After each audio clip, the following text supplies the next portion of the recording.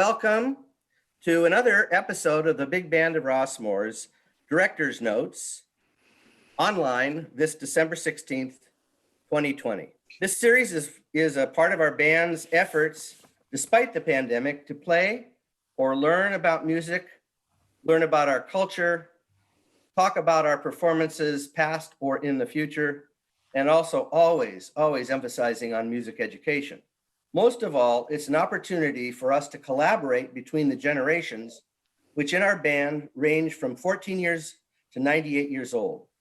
This band was the founding band of a not-for-profit called Generations in Jazz, and we walk the walk and we talk the talk with the generations. We are Generations in Jazz. Tonight's special guest will be formally introduced by our own band member, Maxfield Hunt.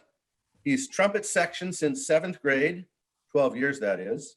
He's now a senior at San Francisco State, who just so happens to also be graduating, and his last class is today. Maxfield is the longest running student associate in the history of the band. I'm spending this much time on him because he's worth it. He's done so many things for the band, and he is, if you will, the director of our director's notes. I want to please, I'm going to reiterate this for those of whom joined us last week. It's still important. Fundamentally, we're navigating Zoom together, so please bear with us for technical snafus or whatever it may be. So far, we're good on this in this regard, but be cognizant of concert going etiquette. You know, we don't want any naked people in the background, you know, that sort of stuff. Let's try to avoid that. So far, so good. Let's stick with this. I better mute. Now, as we've established, and many of us have gotten a preview now, Director's Notes is beyond keeping the band together, is founded in history. And, you know, many of us, we're an intergenerational band. It means half of us are not yet cool enough to live within the house our band is housed in. And we've established via last speaker how supper clubs augmented jazz and how a big band fits into that picture. But it begs the question, what comes before? What was before big band? I know many of us are deep into big band knowledge, and I know myself being a Henry Mancini, Nelson Riddle, that's really my forte. But in order to, again, authentically take a stage as a jazz band, as a big band, it really helps to understand what came before. And for that, of course, we are joined by John McCuster. We're going back into Mr. Peabody's Wayback machine, and we're going back to the beginning. And this is going to be just wonderful. So I'm going to hand it over to John McCuster. If you could start just a little bit about yourself, and then we'll jump in. All right, thank you so much, Max, and welcome everyone. It's good to be with you. My career was as a photojournalist at the New Orleans Times-Picayune newspaper and later the New Orleans Advocate. I did that for 30 years. But my interest in jazz began in the early 1990s when I did a 3-part series for my newspaper on the history of jazz, and I went and did a series of portraits of the musicians from Louis Armstrong's generation who were still alive and on the scene then. And that really was the beginning of my journey and my question. I found it vexing when I wanted to learn about the history of jazz, because I would go to many of the books that were available on the subject, and they weren't helpful at all. They would often have, you know, just stories and tropes, but they didn't really have any documentation. And over the course of researching that story for my newspaper, I found that this was particularly sad because the voices of all the people that first made this music and witnessed its birth is on tape at Tulane University. You can go and listen to all of them, and you'll hear it right from the horse's mouth how jazz was born. The jazz columnist thinks jazz was born. And the story is so interesting. And it's particularly a shame because when people know anything about jazz history at all, unfortunately, what they tend to know are the tropes and the mythology rather than what actually happened. Now, with relation to big bands, what's interesting is that traditional polyphonic style collective improvisation, which is the hallmark of New Orleans jazz, bookended the big band era. If you look at the big band era from roughly 1936 to 1946, what came before it? Hot 20s jazz. What came after it? A revival in hot 20s jazz. So you're sort of, there you are in the middle. And what's interesting is the hot jazz in the 1920s certainly created the thought processes that gave us the big bands of the 30s. And interestingly, when traditional polyphonic jazz returns, New Orleans style jazz returns after the era of the big bands, much of what has happened in the big bands finds its way into it. So they're not just regurgitating 1920s jazz. There's a lot of what was learned and what was thought out in the decades in between. So let's take it back. As we said, let's get in the Wayback Machine with Mr. Peabody, and let's look at what often gets represented as the history of jazz. All right, well, here's a view of what my most recent gig is. For the last year, I've been putting together a museum at the Plantation House where one of the earliest jazz band leaders was born, Edward Kid Ory. And as fate and coincidence would have it, this is also the plantation where the largest slave uprising in American history started, the 1811 Rebellion. So we tell those two stories. These are my two books. If you want to look later, we can have a shameless commerce part of the program later on. And this is just a view of the museum. The horn you see there is Kid Ory's valve trombone that he was playing in New Orleans in the teens. At the time, the King Oliver and Kid Ory and Louis Armstrong were in his band. So how did jazz come to be? How did this style of music arrive? And when we're talking about jazz and distinguishing jazz, when we're distinguishing early New Orleans jazz, you have to look at the predecessor musics that immediately fed into it and the context in which music was played in New Orleans. And what you'll find is you've had brass bands on the streets since the 1840s giving funerals and parades. These were sponsored, these are not like Mardi Gras parades, these were sponsored by benevolent associations. And you would join one of these, and when you died, your funeral was paid for along with a brass band to escort you to the hereafter. These were made popular in the antebellum period in the 1840s, 1850s, right when modern keyed brass instruments are really coming onto the scene. And this is an important point to dispel one of the myths we touched on earlier. The idea that people used instruments left over from the Civil War, that the early jazz musicians played them. Find a picture of a Civil War band that's got a trombone, a trumpet, or a clarinet. I'll wait. There aren't any. The instruments were still under development. They changed a tremendous amount. Just the clarinet went through 3 or 4 different names in the 19th century. So I know you love the clarinet, Maurice.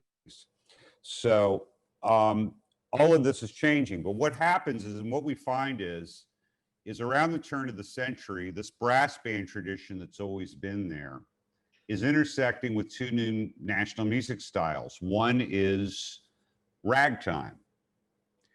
We're all familiar with the music of Scott Joplin. If you've ever looked at a classic ragtime composition, it's actually 4 distinct melodic movements in one piece. It's almost like a mini suite. If you think of the Maple Leaf Rag, the Entertainer, you've got distinct melodic strains over the course of that song. And indeed, in the ragtime period, if you read musicians that were around in there, songs were much more interchangeable. We didn't have copyright in the sense that people felt that they owned tunes. So one of the way that songs were disseminated, you know, in the era before recordings came to the fore, particularly among musicians who were fakers and couldn't just pull down the recent sheet music that John Stark had out, they would create their own rags. You know, I have 4 strains. I go perform my 4-strain ragtime piece in the club. Well, it's pretty good, but my 3rd strain isn't so good. I hear one of you playing your piano piece. Well, it's all right, but your 1st strain's really great. Your 1st strain is now my new 3rd strain in my signature ragtime piece. And that's what ragtime was in a way. There are actually songs from that era where they'll say, I'm a rag picker. And it was called rag picking to go. When another term that came up later was a song catcher. But you go and you pick up these songs and you put them together. That's important. But the other most important thing that's going to come there and intersect this is the blues. And that brings us to our, shall we say, guide today as we go through the history of jazz. This is Kid Ory's Brown Skin Band from 1910. That's Kid Ory, second from the left with the trombone. And this is the band he brought to New Orleans in 1910.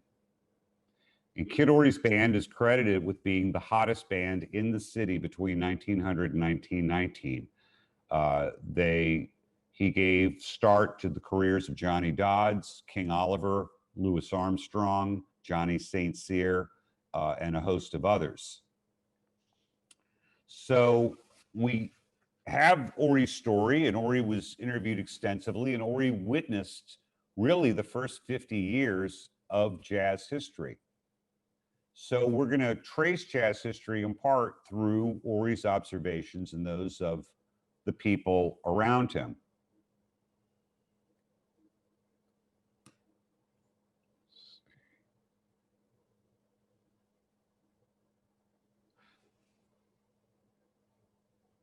In Kid Ory's case, and in the case of quite a number of other people that wanted to make music in New Orleans who were poor, and Louisiana that were poor, they were so desperate to make music, they made their own instruments. And there were a number of bands that you could come across in New Orleans like this. They were called Spasm Bands. And they would make their own instruments out of cigar boxes. And they would go out on the streets and hustle. And indeed, Kid Ory's first musical experiences instrumentally were on a cigar box guitar that he made himself. And he eventually kits out his whole band with cigar box instruments. And at our museum, we have some vintage century-old cigar box instruments on display, along with contemporary ones. This is one I'll show you. This is one I made with a portrait of Fats Domino on it that I shot a few years ago. But I often think about this picture and this idea of people wanting to make music so bad that they make their own instruments. You ever drive your son or daughter to a music lesson and they have the same face? They're making the same face as when you take them to the dentist.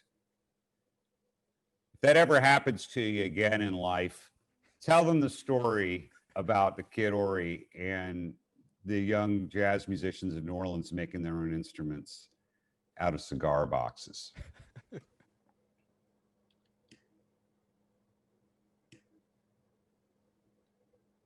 Okay, just changing my page here. Now, the critical intersection that people will talk about in jazz and really the spark that got going is centered around the character of Charles Buddy Bolden. Buddy Bolden was born in 1877, and people like Kid Ory, Mutt Carey, Jelly Roll Morton all point to him as the first hot band leader in New Orleans. And let's talk about that word hot and talk about terminology a little bit. The word jazz was not used in New Orleans to describe the music played here until after it had been applied to it elsewhere. If this music first gets called jazz in Chicago and California, In fact, the first appearance of the word J-A-Z-Z in an American newspaper appears in the Los Angeles Times in 1912. And it was a sports colloquialism. The pitcher threw the ball with jazz. The team played with jazz. It meant pep, bigger, that sort of thing. In New Orleans, the guys still just called it ragtime, or they said, we're playing a blues. And what Kid Ory and others point to Buddy Bolden is doing is Buddy Bolden had a dance band and they played the ragtime that had come along, but they said what Bolden did that was different was Bolden played the blues for dancing. In other words, he took the blues form and played it in a dance context for people to play with. And Kid Ory and others said people ate it up and they went for it. Now, he said that Buddy Bolden wasn't necessarily a great musician, but he had figured out a way to put this music together in a way that people enjoyed, and he became very popular. His career was very short. He starts playing professionally around 1898. He plays his last music job in 1906, and the next year he's committed to a mental hospital where he spends the rest of his life. But a year before he has his problems, Kid Ory meets him. Kid Ory, at the age of 17, Kid Ory was born in rural Louisiana, in Laplace, Louisiana, in 1886. And in 1905, when he's about 17 years old, he comes to New Orleans for the first time. He was a sugarcane worker, and I would assume he had just gotten his payout from the sugarcane harvest that year. And that fall, he comes to New Orleans to go to the Werlein's music store to buy a trombone. Wait a minute, doesn't jazz history say they used instruments left over from the Civil War? No, I'm afraid our jazz musicians went to a music store just like anybody else would. got an instrument, nothing more exotic than that. But here's where the story gets interesting. He takes that trombone back to the neighborhood where his older sister lived, who he was staying with on this trip to New Orleans. And unbeknownst to Kid Ory, the corner that his sister lived at, Jackson Avenue and Robertson Street, was the Hangout Corner. This was the corner where musicians looking for jobs or band leaders looking for musicians would hang out and coordinate. Well, Ory just knows his sister's house is there, and he's inside trying out his new horn, and a knock comes on the door, and he answers it. And who is it but Buddy Bolden? Of course, he doesn't know it's Buddy Bolden at first. There's no Google image search in 1905. He just knows there's this tall man speaking in a very deep voice to him, saying, "Young man, is that you playing the trombone?" Ory figures out, oh my gosh, this is Buddy Bolden. And he's asking me to play music with him. And his sister tells him, no, you're going back to the country. You're not playing with Buddy Bolden. But Ory and his other bandmates from Laplace come into New Orleans and do what so many of the other young musicians of that period were doing. They were following Buddy Bolden, playing the blues, playing loud, playing the hot music that people were enjoying. And that becomes Kid Ory's template for success. But also, Ory and many others disparage Bolden for being rough. I think they mean rough musically, but they also mean not very refined, kind of a rough character sort of guy. And what Ory does is he also takes his P's and Q's, as we used to say, from John Robichaux's Society Orchestra. John Robichaud led a society orchestra in the New Orleans area for over 30 years. They were reading musicians, and they were a very good band, but they weren't hot. They didn't play the blues, but they showed up on time. They didn't show up drunk. They had nice uniforms, and Ory kind of took some of that formula, put it together with playing the rough blues for dancing, and that became his template for success. And, you know, just to underscore the influence of Bolden, this is a manuscript, Calling the Children Home, written down by Bud Scott, Kid Ory's guitar player who had played with Buddy Bolden. and Kid Ory. Buddy Bolden used to say when he started a gig, "I'm calling my children home," and he'd blow the horn out the window. And this is an homage to that Ory and Bud Scott wrote down 40 years later.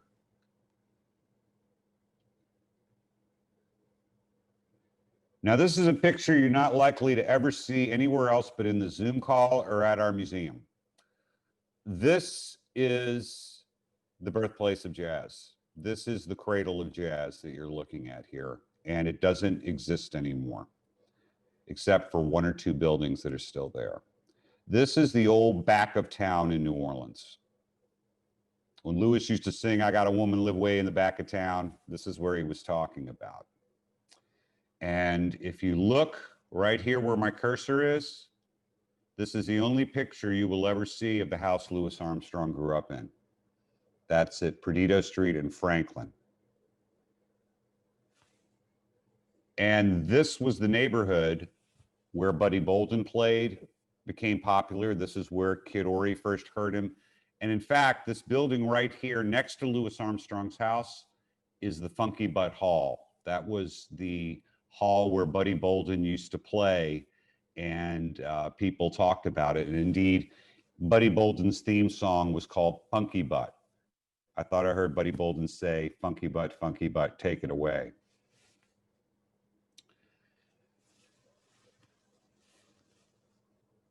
Now, looking at this picture, the street that runs right to left here is Franklin Street. This was the main drag of the Black Vice District in New Orleans at the time that Bolden is on the scene, at the dawn of the 20th century. The same street crosses Canal Street and goes into the White Red Light District, which was known as Storyville. Now, to this day, you'll go into jazz histories and they'll talk about jazz was born in Storyville this, jazz was born in Storyville that. Well, let's talk about what Storyville was and what Storyville was not. Remember, we're in the Deep South in 1900. Storyville is, for lack of a better description, the white man's sexual Disneyland in the Victorian age. It's not a petri dish of culture. And remember, white folks aren't sharing water fountains with black folks now. They're certainly not sharing the holiest of holies. So this whole idea that jazz, this expression of Black American culture, was born in an artificially created red light district that served whites only. I don't know, guys. That sounds like a non-starter to me. And for years, I tried to figure out how that had gotten so bollocksed up. And what it is Franklin Street. When Louis Armstrong talked about the good time girls on Franklin Street and in the good time district, he wasn't talking about where all the white bankers and so forth were going to. He was talking about the same neighborhood where his mama worked as a prostitute. And he didn't make any kind of distinction between the white district or the black district. He just saw it all as the good time district. But this little street here, this corner Louis grew up on, that was the good time gambling and prostitution district. It was also a major corner for Black Carnival.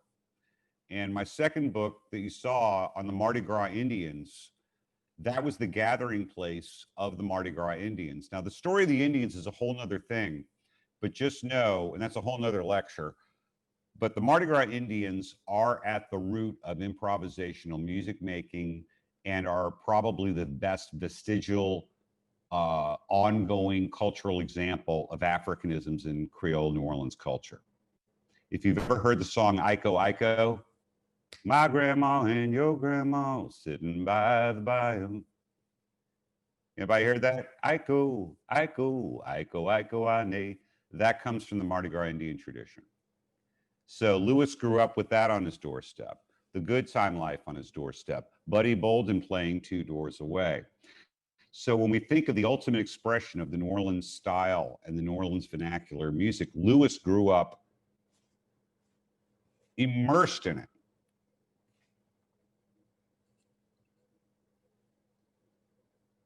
So who are the people that first played this music, and how did this music progress? Well, this is Frank Dewson's Eagle Band in 1916. Towards the end of his career, Buddy Bolden was playing in Frankie Dewson's Eagle Band, and when Bolden went in the hospital, Dewson really sort of took over the mantle of the old Bolden Band. And who arrives on the scene but Kid Ory and his band from Laplace in 1910. And they quickly become, it's not a petri dish of culture.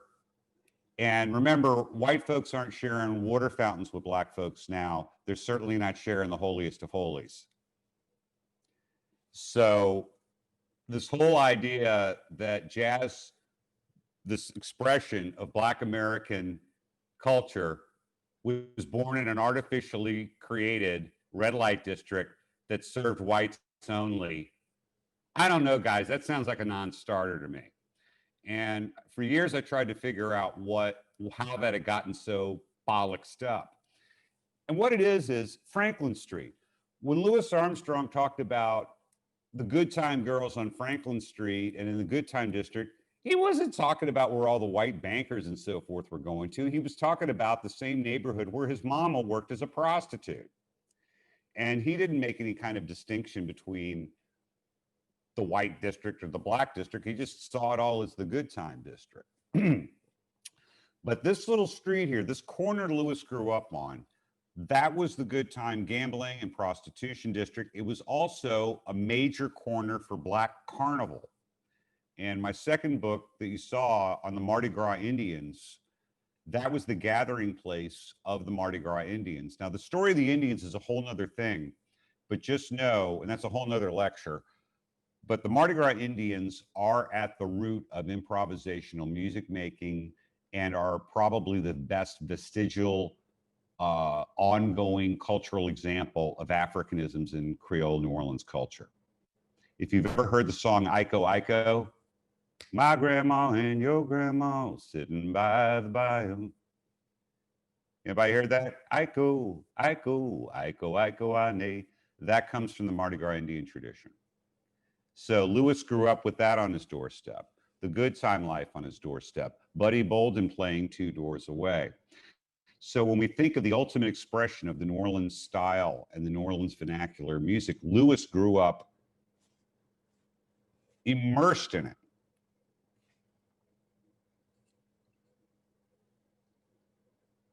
So who are the people that first played this music, and how did this music progress? Well, this is Frank Dewson's Eagle Band in 1916.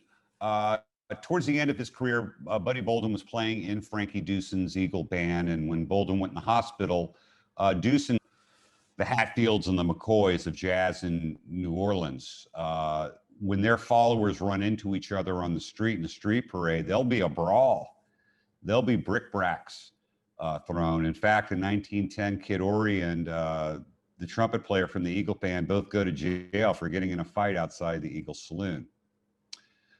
But what's happened in the years after Bolden has left the scene is Dewson sort of held the line here. But when Ory comes along, Ory's band becomes the launching pad and the common musical experience of a host of absolutely essential early jazz musicians that are at the very root of so many of the music styles and the musicians and the types of instrumentalists that became prominent in the 20s. Johnny Dodds, Jimmy Noon, Joe Oliver, Armstrong, Mutt Carey, Johnny St. Cyr, Edward Garland, Bud Scott, all played in Kid Ory's band in New Orleans, and in various combinations thereof, recorded together in the studios in Los Angeles and Chicago and New York in the 1920s. So when you think of Louis Armstrong, think of him in sort of a clique with his mentors. Because all of these men, Louis Armstrong's the youngest of all of them. And so many of the men that he came up learning from were the men that were in the Ori band, and they were all quite a bit older than he was. And that brings us to an interesting discussion. Here's a shot of Ori in New Orleans in 1917. Quite the player. You'll note the horseshoe, diamond encrusted horseshoe, tie pin, the watch fob, the nice sharp Stetson he's got there. And here's King Oliver. Now, King Oliver and Kid Ory's careers are inextricably linked. Kid Ory's band is considered the greatest of the hot jazz bands in New Orleans, and King Oliver is considered, not just by me, but by people that actually know something about music, like Gunther Schuller, to be the first cohesive soloist in jazz. Certainly Louis Armstrong recognizes him as that. In 1916, Joe Oliver and Kid Ory throw their lots in together in New Orleans and create the Ory Oliver Band. And Louis Armstrong said that was the hottest band that ever played in New Orleans, was the Ory Oliver Band. And they were immensely successful. And what happens with Kid Ory's band in New Orleans, and what would happen later on nationally, is jazz crosses over. When Buddy Bolden leaves the scene in 1906, his audiences are African American, and he's playing their functions. By the time Kid Ory leaves New Orleans, most of his work is for white folks, rich white folks, and the music has crossed over. It's to the point that this isn't just low down honky tonks. It's when debutantes come out uptown, it's Daddy, I must have the Kid Ory Band.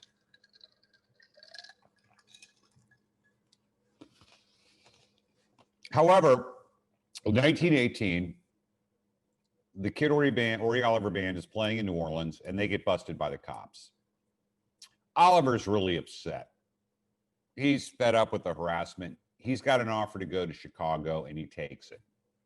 So here he is a year later, playing in the grandstands at the World Series. This was the famous Black Sox scandal when the World Series was thrown. But you'll see Oliver in the center there with Ram Hall, who would later be one of Ory's drummers. This is Lawrence Dewey, who grew up on the same plantation as Kid Ory. And this is Willie Humphrey, who some of you may remember at Preservation Hall over the years. Willie lived to be 94 years old. And he was still playing there late into his career. All right, well, let's blow up another myth in jazz. And this is fun. This is like so much smarter than your average freshman music student. Louis Armstrong is unquestionably the alpha, apex, whatever words you want to use, figure in American music writ large, and certainly jazz. Louis Armstrong taught the world to swing. He taught what that meant, and improvisation, and feeling. But most importantly to us as musicians and people that want to share music, humanity. You always hear the humanity when Louis Armstrong is making music. Whether he's singing, whether he's playing, you feel it. You can't listen to Louis Armstrong and not feel it. Well, how did that come to be? Well, Louis Armstrong came from about as humble a background as you could come from. He's born to an unwed 15-year-old mother. His grandparent and great-grandparents raised him his first 4 years. And then he goes to live with his mother, but his mother is in the good time life. Spends a fair amount of time in jail. She's an alcoholic. And yet, through all that, Louis Armstrong comes through all that to rise to be probably the most influential American musician to this point in history. And it's amazing that he can be that, and yet there's still so much confused about his background. And he helped create some of this confusion. I'm sure some of you, like me, that are over 30, will recall that Louis Armstrong always gave his birthday as July 4th, 1900. July 4th, 1900. Well, in 1988, my late friend Tad Jones discovered Louis Armstrong's baptismal certificate showing that his actual birthday was August 4th, 1901. And since that discovery, a lot of the discussion about that has been about, no, I believe Louis, no, but this document, and that's the wrong argument. Take the contradiction of the cognitive dissonance of that and see what you can learn from it. And this is what led me to this. On the right side of your screen is Louis Armstrong's registration for World War I. The call up came in the fall of 1918, right as King Oliver's leaving New Orleans to go to Chicago. Kid Ory wants to hire Louis Armstrong to take over King Oliver's spot. King Oliver wants him to hire Louis. The problem is Louis has just turned 17 years old.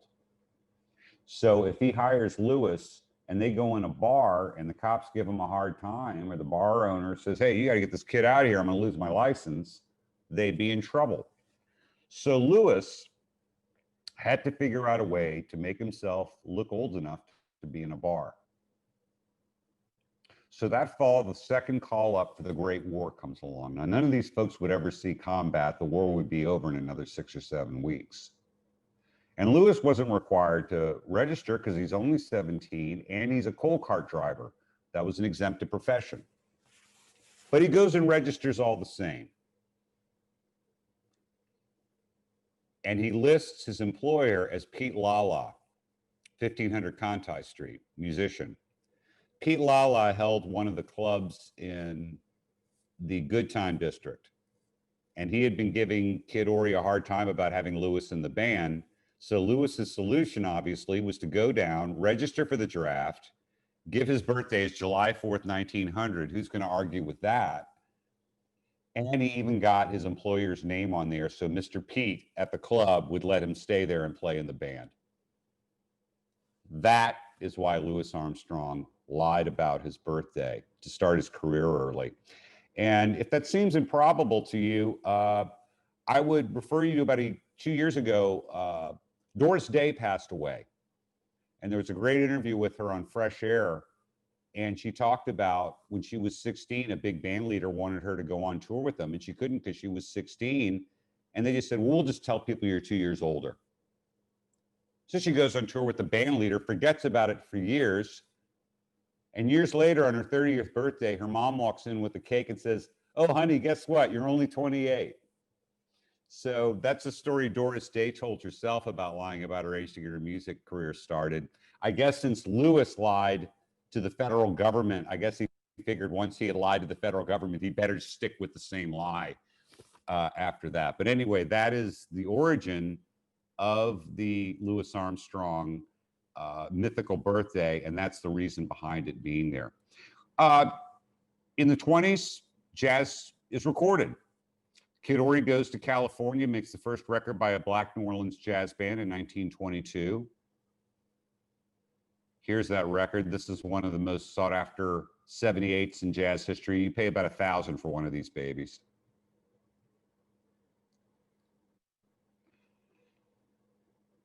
And then in 1925, his old friend King Oliver asked him to join him with his band in Chicago, the Dixie Syncopators.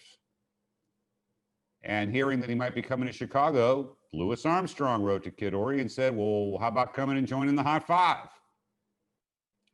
And once he gets in the Hot Five, Jelly Roll Morton finds out he's in town and says, hey, come be in the Red Hot Peppers. So that's a pretty sweet jazz trifecta. I hope some of you can have a moment like that in your career. And going back just for a second, this is an example of one of the museum panels we have at the Kid Ory Historic House. These documents that you see on here are all, we have the originals in our collection. The bottom left are the lyrics that Louis Armstrong wrote out in his hand to the Hot Fives recording I'm Not Rough before they recorded it in 1925. 26. On the right is the orchestration and the lead sheet for Skidat Didat by Lil Hardin, another recording by the Hot Five. You'll see her manuscript for Cornet Chop Suey above, and also Ori's Immortal Savoy Blues. And these are all documents that are in our collection. Interesting story, and this is one of my favorite kind of flip things to say when people ask me. We talk about Jelly Roll Morton. Jelly Roll Morton, people will say, is his music improvisational or did he write his music down? And I say yes. And here's what I mean by that. Kid Ory's told the story in an interview about recording with Jelly Roll Morton. And Jelly had written out a piece for him. And they went through it on rehearsal at the Webster Hotel in Chicago.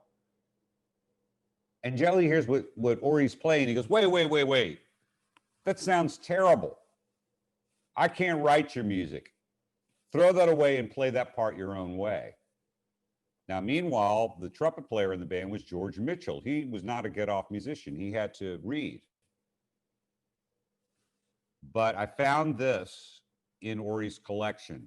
This is in Jelly Roll's hand. It's the lead sheet for trumpet on top of Sidewalk Blues. Below is the trombone part with that part ripped off at Jelly Roll's direction so the Kid Ory could improvise that part and play it his own way.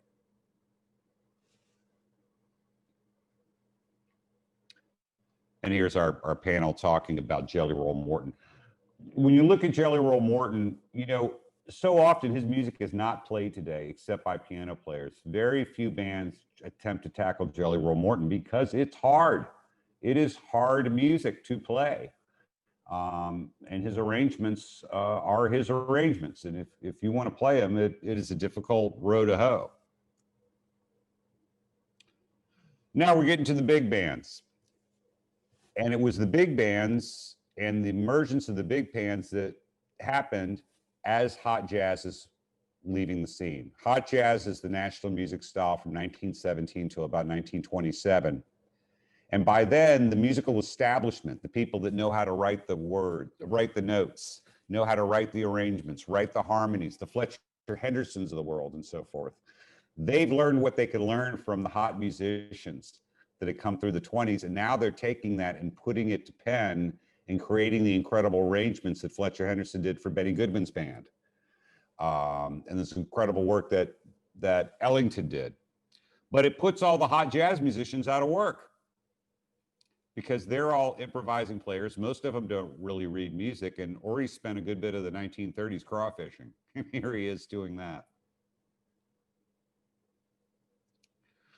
But on the other end of the big bands in the mid-1940s, people were getting bored with the big bands. And one school of music went off and said, oh, well, we're going to do bebop. We're going to do John Coltrane and Miles Davis and Lester Young. We're going to go do that. And then other people were like, wait a minute, you know, let's get back to what that old jazz was. And it makes perfect sense. This is 20 years after the Jazz Age. What was the #1 show in America in 1974? Happy Days, from telling the story of 20 years earlier. There's a natural nostalgia that occurs generationally over the years among different generations. I never thought I'd live long enough to see people feeling nostalgic about the 70s. If you are, you weren't there, or you're colorblind. Bad colors in the 70s. But anyway, Kid Ory returns to music in the 1940s. And Louis Armstrong breaks up his big band, starts playing in the small band format again. And we have a revival in traditional jazz. So it's there on both sides of the big band. So what did the big bands take from the hot jazz era? Well, obviously the hot solo. You know, the idea of your get-off musician that can step out in front of everyone else and play something really great. In the New Orleans style, you have the polyphony, the many voices at once, the clarinet doing variations on the melody, the trumpet stating the melody, the trombone playing bass variations, and also slides, growls, gliss, almost the punctuation of the arrangement with the slide trombone. And when you get to swing era, you've got an army of clarinets. So you've got a wave of harmony that's possible to be coming from that instrument all at the same time. You've got all the shades and nuance that you would have in any orchestral arrangement, which is what a big band is. It's just really just a jazz orchestra. But the idea of playing hot, having different feels for each chorus and that sort of thing, those are all things that were part of big bands. And what we find when New Orleans or the traditional jazz style reemerges after the big bands is it's glommed onto some of the big band stuff, more soloing, even taking on some of the songs from the big band era. I have a kind of a detailed question, actually two of them. One is the first piece of music you put up, significant amount of measures didn't have 4 beats in them. They were coming up shy. Mm-hmm. And the second question is the Franklin Street you were talking about. Is that Franklin Avenue? It starts in, no? No, it was Franklin Street. There was South Franklin and North Franklin. It was north above Canal, south below. It was the street that ran parallel to the river. Franklin Avenue runs perpendicular to it. Right. Yeah. It's now called Crozat Street.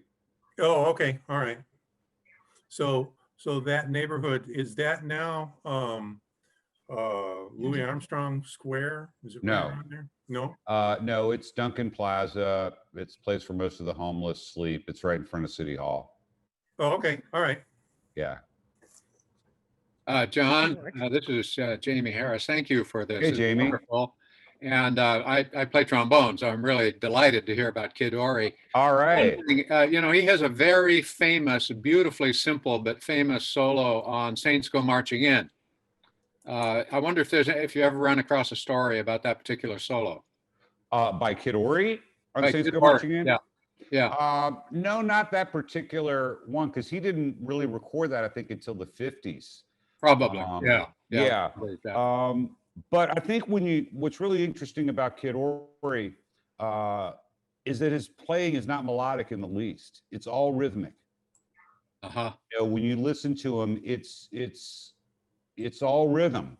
You're not generally going to hear, it's not Trummy Young. It's not J.C. Higginbotham. Yeah. You know, it is a very rhythmic style of trombone. Yeah. Well, that solo exemplifies it. It's very lean, very few notes. Oh, the one. Only is it in time. Yeah. Well, the one I really love is the one on Strutting with Some Barbecue, the 1927 recording with Louis Armstrong's Hot Five. It's all rhythm. Yeah. Great. Well, thank you. And I can't wait to get to New Orleans and come to that museum. Hey, man, I can't wait till we can all leave our houses, man. I'm just hoping we can all get our shot in our arm and we can all go buck wild. You know, this is just too much. I have a question about the records that are in the picture here. Is the sound from those accessible somewhere? Oh yeah. Yeah. In fact, Write it down. you know, all the Louis Armstrong Hot Five, the Jelly Roll Morton Red Hot Peppers, the King Oliver recordings, those are all commercially available. They've all made it to the digital age. Okay.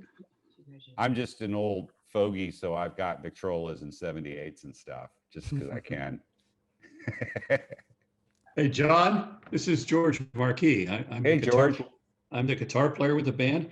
And I noticed a lot of these old bands prior to the big band era, they all had banjos. And yet all of a sudden they just disappear and you never see them anymore. Whatever happened to all that? Well, George, let's go back another step. Did you notice what the guys in the older pictures were playing? Guitars. Well, yeah, but there were there's another guy always with a banjo in there. And I just, But it's different eras. In Yeah. other words, the guys in New Orleans weren't playing banjos with the bands until the mid-teens. Before that, it was guitar. And indeed, you know, one of the best guitar players out there was Johnny St. Cyr, and he played a 6-string gitjo or banjotar rather than, you know, a tenor or 4-string banjo. So those guys were with guitars, and it was later on. And one of the things that may have spurred them to get banjos in New Orleans and elsewhere after that was the addition of the piano. In New Orleans, up until the late teens, the jazz bands didn't have pianos. They had guitar. But when they added that piano and that extra sound and noise, you needed to cut through that. So that may be one of the things that brought the banjo in. I noticed some of the guitars look like they're resonator guitars that are sort of twangy like a banjo.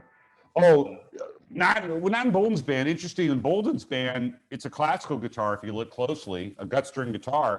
And then if you look at the guitar in Kid Ory's early band, it's a 12-string steel string guitar. No kidding. So I don't think anything is any one way or the other. And also, if you go back to Kid Ory's band in 1910, they've still got a violin. And one of the interesting stories about, you know, the instrumentation is still evolving. Ory's starting with a valve trombone. And the instrumentation is evolving. And what happens is, as the New Orleans style of polyphony develops and the trumpet takes the lead as the melodic instrument in the ensemble, it made the violin superfluous. What did the violin do before? Was it sort of like Melody. gypsy jazz? Melody. It was the lead melody instrument. Okay, cool. So with the trumpet taking the lead melody, the violin became superfluous. Or more on a more commercial level, when Kid Ory saw the original Dixieland Jazz Band records come out in 1917, he fired his violin player because they didn't have one. And they sold 100 and something thousand records. So why is he going to pay a guy to play violin?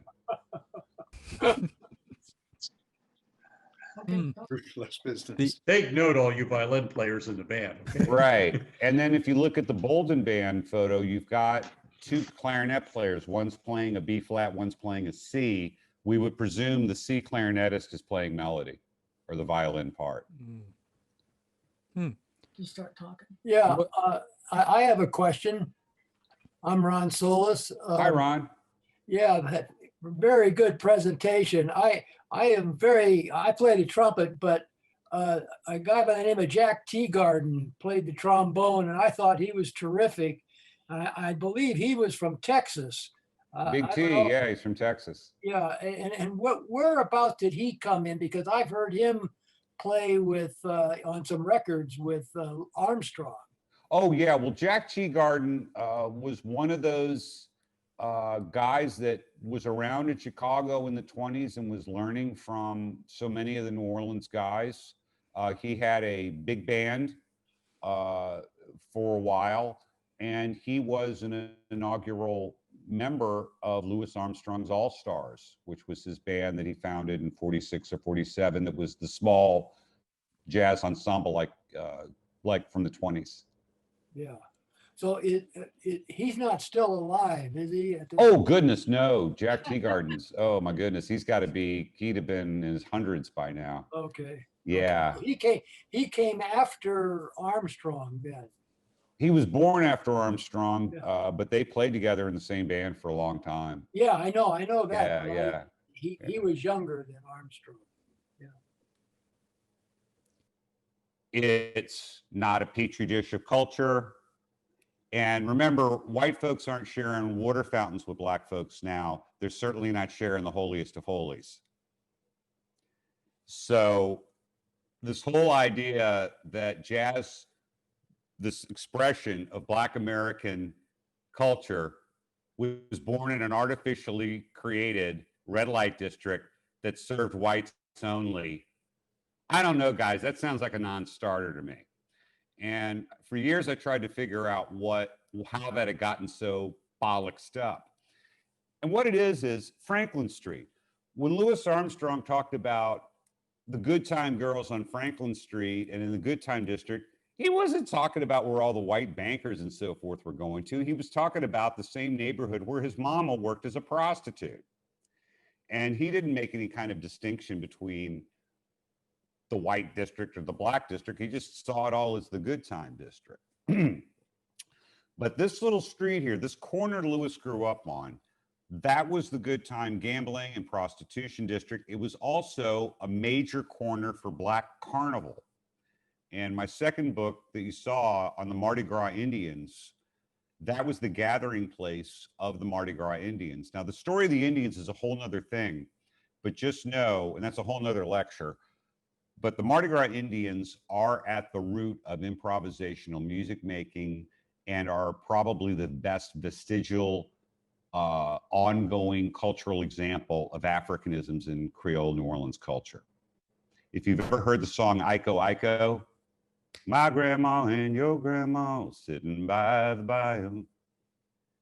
Anybody heard that? Iko, Iko, Iko, Iko, Ane. That comes from the Mardi Gras Indian tradition. So Lewis grew up with that on his doorstep, the good time life on his doorstep, Buddy Bolden playing 2 doors away. So when we think of the ultimate expression of the New Orleans style and the New Orleans vernacular music, Lewis grew up immersed in it.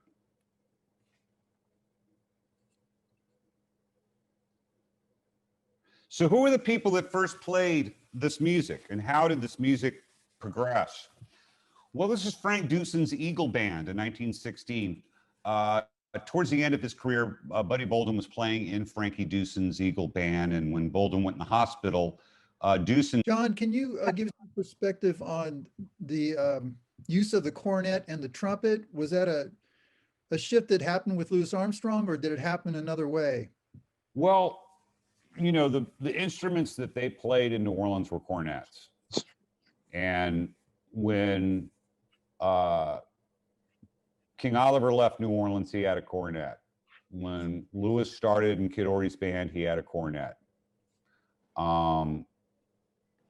Lewis is playing, you know, cornet in Chicago still, but at some point he switches to trumpet.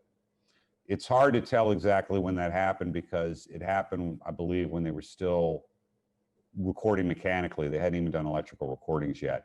So the shading you would hear between the more mellow cornet and the more fiery trumpet sound, if you will, is probably going to be lost just because of the nature of the recordings. But it was around in there. And if I'm not mistaken, there's a distinction. We're going around these different horn and instrument questions. The distinction between horn band versus string band. And Yes. What, maybe speak to that a little bit, because I Right, and this is a terminology that sometimes gets lost on people. 120 years ago, if you asked a musician, you know, what kind of band is it? And he said a brass band, they would mean a brass band with uniforms that march in parades and play funerals. Even though it's called a brass band, it has reeds in it. It's going to have an E-flat clarinet, B-flat clarinet, you know, and a couple of decades later, it's going to have saxophones.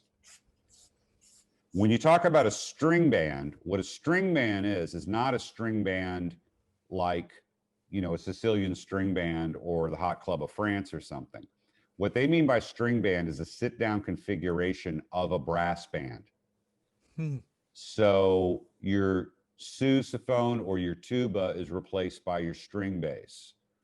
You know, your peck horns, like your alto and baritone horns, you know, you've got a guitar, not that. And that's how you end up with that lineup, that wind band lineup in the New Orleans traditional dance band, which is back in the day was called a string band. Okay. Now, Mo, I saw you taking notes. Do you have any questions, Mo? I saw you furiously taking notes. I have a lot of questions, but I'm afraid what I don't want to do is step over the line time-wise, and there's so much more that we need to talk about. The one question that I have, John, is this is directed at you. Where did this passion of yours come from for you to be so involved in the preservation of the history of, you know, this American art form? What fueled that passion?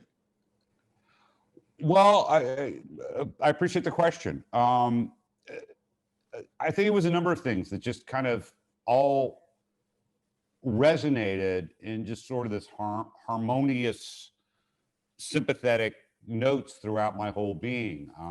When I got interested in New Orleans jazz and looking at the history, you know, it appealed to my interest in history.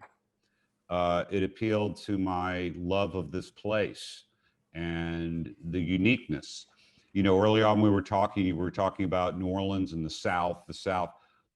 Well, I mean, geographically we're in the South, but there is absolutely nothing in New Orleans that has anything to do with Birmingham, Alabama, or Jackson, Mississippi, or Atlanta, Georgia, or any other place you're going to go in the South. Why? Well, we weren't founded by WASP Protestants. You know, we were founded by Catholics and Africans. You know, that's the heart of what New Orleans is, you know, Catholic colonizers and Africans. And that's why we were different. That is what Creole culture is. That's what it comes from. And it's all one journey of discovery for me to follow that and learn more about it. I think there's also a pride of place with it, that we are different. And also, you know, going through the Katrina experience and the losses of that, seeing a period where there were people that were questioning whether there would even be a New Orleans. And seeing the way that the nation responded and said, oh yeah, there's going to be a New Orleans, all right. And that the rest of the world and the rest of this country came and helped us realize that and helped us rebuild our city and recreate it, because along the way, they realized what New Orleans had given the world in terms of jazz, in terms of rock and roll, in terms of blues, in terms of culture, cuisine. You know, that part of it is just always makes me feel happy, and being able to share it with people that haven't seen it. As my old friend Lola Sarek Eli used to say, the United States is a wonderful place, but I prefer New Orleans. Well, I have a quick question about the plantation house. I was lucky enough. This is Karen, Max's aunt. Hi, Karen.